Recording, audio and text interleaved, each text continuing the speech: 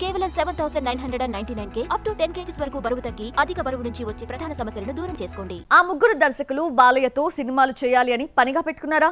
ఇప్పటికే ఒక రౌండ్ పూర్తి చేసిన ఈ ముగ్గురు మళ్ళీ సెకండ్ రౌండ్ షురూ చేయబోతున్నారా?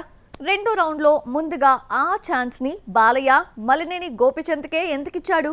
బాలయ్య బాబు ప్రస్తుతం వీరసింహారెడ్డి, భగవంత్ కేసరి, డాకు మహారాజ్ వంటి చిత్రాలతో వరుస హిట్లు అందుకుని ఫుల్ ఫామ్ లో ఉన్నాడు. ప్రెజెంట్ బోయపాటి శ్రీనుతో అఖండ 2 చేస్తున్నాడు.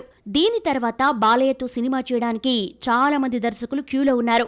అయితే బాలయ్య ఇప్పటికే వారిలో ఒకరిద్దరికి డేట్స్ అడ్జస్ట్ చేయబోతున్నట్టుగా తెలుస్తోంది. మలినేని గోపీచంద్, బాబీ, అనిల్ రావిపూడి దర్శకుల్లో ముందు నుంచి వీళ్లంతా ఒక టీం.